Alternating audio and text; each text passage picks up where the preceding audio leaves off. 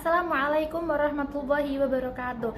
Perkenalkan, nama saya Sinta Rumiani. Saya dari kelas A21 dengan NIM 22811311028. Saya di sini akan mereview makalah kelompok 3 dengan judul makalah Cirebon Era Syekh Syarif Hidayatullah.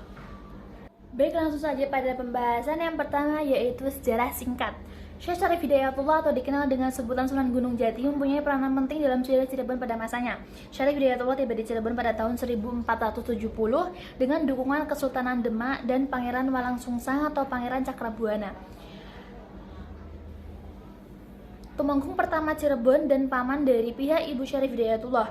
Pada tahun 1479, ia diangkat menjadi tumenggung kedua Cirebon dengan gelar Maulana Jati. Sepulang dari ibadah haji ke Mekah, Syarif Hidayatullah dan putranya Maulana Hasanuddin mulai menyebarkan Islam melalui cara-cara yang damai dan bermanfaat. Alhasil, banyak masyarakat yang secara sukarela memeluk dan mengamalkan agama Islam di wilayah Banten. Pada masa ini, Prabu Nilakendra, Raja Sunda, mengasingkan diri ke selatan dan penggantinya yaitu Raja Mulya atau Prabu Pucuk Umo bertempat tinggal di Pulasari atau Pandeglang.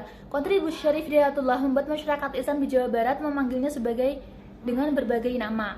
Pada tahun 1479, Pangeran Cakrabuana karena usianya yang sudah lanjut menyerahkan kekuasaan Cakuban pada Syarif Hidayatullah yang diberi gelar Susuhan, yang berarti orang yang sangat dihormati. Pada tahun pertama pemerintahannya, Syarif Hidayatullah berkunjung ke Pajajaran untuk menemui kakeknya, Prabu Siliwangi, dan mengajaknya untuk memeluk Islam. Namun Prabu Siliwangi menolak. Syarif Hidayatullah kemudian menikah dengan Nyi Kawungten, putri Adipati Banten, dan mereka dikaruniai seorang putra bernama Nyi Ratu Winaon dan Pangeran Sabakingking. Yang kedua yaitu pengaruh Syekh Syarif Hidayatullah dalam perkembangan Islam di Cirebon. Sunan Gunung Jati berperan penting dalam pembentukan perkembangan Islam di Cirebon, Indonesia. Berikut beberapa pengaruh zaman terhadap pertumbuhan Islam di wilayah tersebut. Yang pertama, berdirinya Kesultanan Cirebon. Sunan Gunung Jati mendirikan Kesultanan Cirebon yang menjadi negara Islam terkemuka di Jawa Barat. Kesultanan secara aktif menyebarkan Islam pada tahun-tahun awal pembentukannya. Yang kedua, penyebaran Islam. Sunan Gunung Jati adalah anggota Dewan Wali Songo di Jawa yang bertugas menyebarkan Islam. Ia ditugaskan untuk berdakwah di Cirebon, Banten, dan Sunda Kelapa atau sekarang yaitu Jakarta. Yang ketiga, pernikahannya dengan Nyi Kawungten, putri Adipati Banten, semakin mempererat ikatannya dengan penguasa setempat dan memudahkan penyebaran Islam di wilayah tersebut. Yang keempat, pusat pembelajaran dan diseminasi Islam. Di bawah kepemimpinan Sunan Gunung Jati, Cirebon menjadi kota pelabuhan pesisir yang berkembang dan pesat perdagangan dan pembelajaran Islam. Yang kelima, warisan dakwah budaya. Warisan dakwah budaya atau dakwah budaya Sunan Gunung Jati terus mempengaruhi perkembangan Islam di Cirebon. Salah satu contohnya adalah azan pitu yang merupakan salah satu bentuk warisan Syarif Hidayatullah dalam menyebarkan agama Islam di Cirebon. Yang keenam, akulturasi Hindu-Islam. Proses Islamisasi di Cirebon pada masa Sunan Gunung Jati memberikan dampak positif bagi kehidupan masyarakat Cirebon, Gunung Jati. Namun, cara hidup masyarakat pasca Islamisasi merupakan bentuk akulturasi antara agama Hindu dan Islam. Dan yang ketiga, kehidupan masyarakat Cirebon pada era Syekh Syarif Hidayatullah. Sunan Gunung Jati memainkan peran penting dalam pembangunan sosial Cirebon pada masa kepemimpinannya. Berikut beberapa aspek penting dari kondisi sosial pada masanya. Kemajuan politik, agama, dan perdagangan. Di bawah kepemimpinan Syekh Syarif Hidayatullah, Cirebon mengalami kemajuan pesat di bidang politik, agama, dan perdagangan. Periode ini juga menjadi saksi penyebaran Islam ke Banten sekitar tahun 1525 sampai 1526 melalui penempatan salah satu putra Syekh Syarif Hidayatullah yaitu Maulana Hasanuddin. Pengaruh Syekh Syarif Hidayatullah. Setelah Syekh Syarif Hidayatullah, para penguasa Cirebon terus mencari perlindungan atas namanya, menyoroti dampak signifikannya terhadap wilayah tersebut.